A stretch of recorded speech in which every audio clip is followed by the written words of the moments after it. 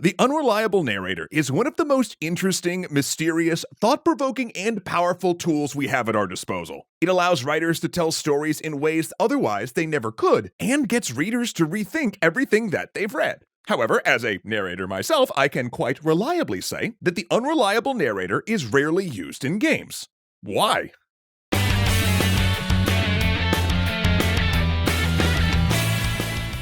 Thanks so much to Nebula for reliably being the best way to watch a ton of great content, including ours, early and ad-free. So before we dive into games themselves, let's just nail down exactly what the Unreliable Narrator is. In most novels, there's a lot of narrating going on. You know, all those parts that don't have quotation marks around them that let you know what's happening or how the world looks. Well, we don't always think of it this way, but that narration does have to be coming from somewhere. It can be an omniscient narrator who basically knows everything and is totally removed from the book, or it could be a character in the novel who's telling you the story. And when it's the latter, there's a real interesting opportunity for fallibility. You see, because by default, we just sort of trust the narrator. It's the only perspective we get. It's kind of like getting your news from only one source, right? So we just go along, trusting what we're reading is what's actually happening. But what if it's not? What if we find out or piece together that our narrator hasn't been telling us the truth? Well, then it puts a whole new spin on everything we read in the book. All of a sudden, meanings emerge from seemingly meaningless things, incongruities snap into place and now shed new light on the core of the story. We sit and ponder, we try to suss out the truth, and in the end, we do end up thinking more about the book. And this is great. This is interactive. This is what we want in our games. But on the other hand, we rarely use the Unreliable Narrator in the gaming space. And I think that's because it's actually very hard to do in a medium that's already interactive. First, we don't need a narrator as much since we're seeing the world as it's laid out. We're experiencing what's going on rather than being told about it. And second, people usually think of the main character that they're playing in a game as themselves. Now, this may sound weird on the surface to you, but think about it this way. How many times have you been talking to someone about a video game and they've said to you, "Oh man, I can't believe I did blank." Maybe not those exact words, but people describe it in that way.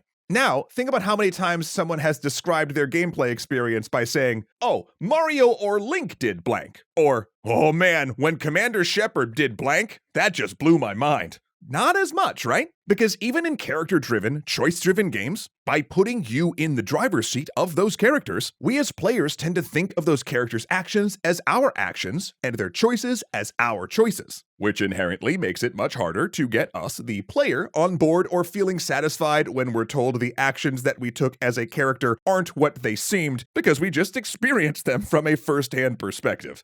This is compounded by the fact that most of the reasons that a narrator can be unreliable, they're too young to fully understand what's going on, or they have an ulterior motive, or they're in denial, or they're insane, or whatever. Those are all very hard to communicate in an interactive medium when that person is you. For example, in a game, it would be hard to make it so I don't see a romantic tension between two adult characters just because the character I'm playing in the game is a child. Though that's not to say it can never be done. I mean, look at Silent Hill 2, right? It does a brilliant job of something like this. They get away with what they're doing because they deliver the experience almost entirely through metaphor in world building. So that way, when the reveal that I will not be spoiling here happens, it does exactly what the reveal of an unreliable narrator is supposed to do, and makes you think about everything else in the game and how it fits with what you now know. And I'm sorry if I'm getting a little into the head weeds here, but I've been thinking about this a lot.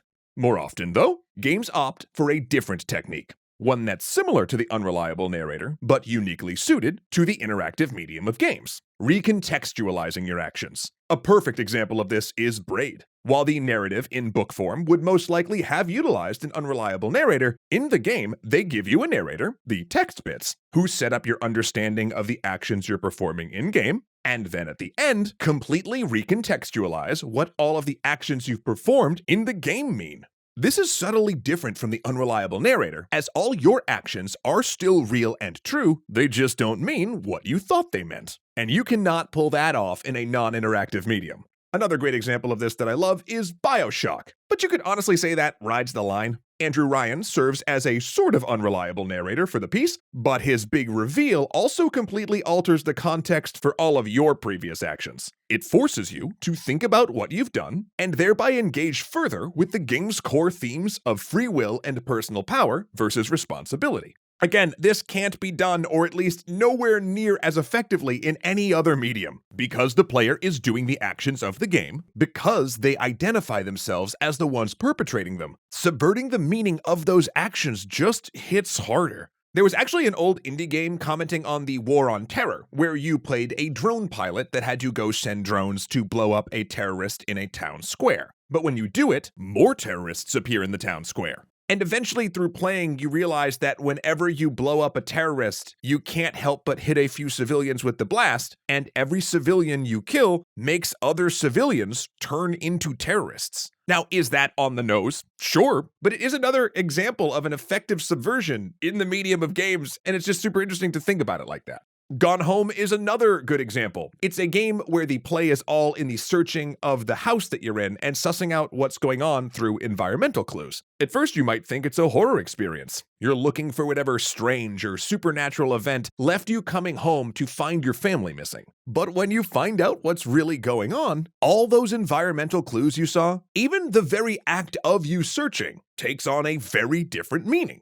This type of recontextualization is our unreliable narrator in the game design space, and it does make the player think more about the game they're experiencing, like an unreliable narrator would do in other mediums. And I keep trying to come up with a name for this specific concept because it's not exactly an unreliable narrator anymore, right? But it's also not something like unreliable mechanics. After all, the whole idea is that the mechanics play the same way throughout the game. It's just that a revelation within the game makes us rethink what they mean, or the meanings of what we've done with them. Yeah, my brain is already kind of melting talking about this. But actually, if any of you have a term other than recontextualized action or action recontextualization, please let us know in the comments or tweet them at us if you are watching on Nebula. Thank you very much, because I would love to hear them, and I know James really wants to have some fun shorthand to throw around to his team that encompasses the design principle of, hey, let's pull the rug out from under the player now.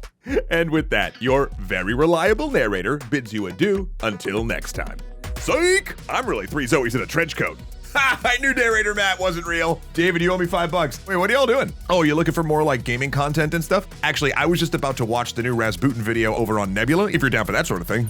Wait, hold on, Casual Matt. How is that even possible? That's not out yet. Come on, man, you know I like to stay on top of what folks are talking about in video games, and I watch a ton of gaming content earlier than I could anywhere else over on Nebula. Oh, you're talking about Nebula First, where us and a bunch of our creator friends post our content earlier on Nebula than you can see it on YouTube. Nailed it, bud. Yeah, actually, thanks to Nebula's help, we can post all of our main Extra History series episodes at least a week early over there. But you already knew that, right, man? Oh, yeah, totally. You didn't know that. Actually, what I love about Nebula is watching a ton of my favorite creators like Game Maker's Toolkit, Patrick Willems, and Real Science, all without ads. I know, right? Ads are the worst.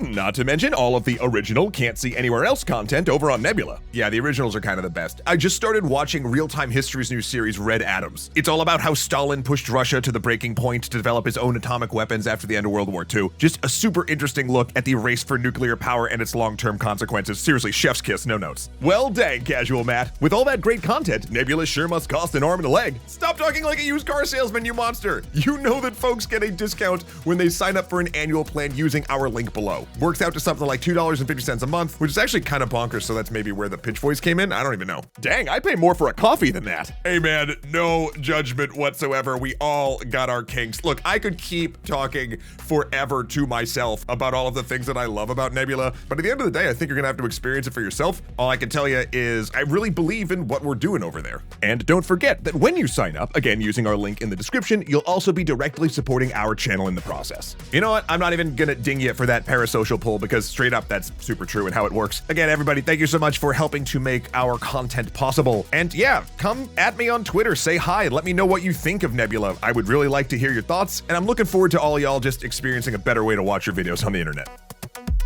A million big old thanks to Skylar Holmes, Kuya Koi, Joseph Blame, Dominic Valenciana, Casey Muscha, Arcolite Games, Angela Valenciana, and Ahmed Ziad Turk for being fantastic legendary patrons.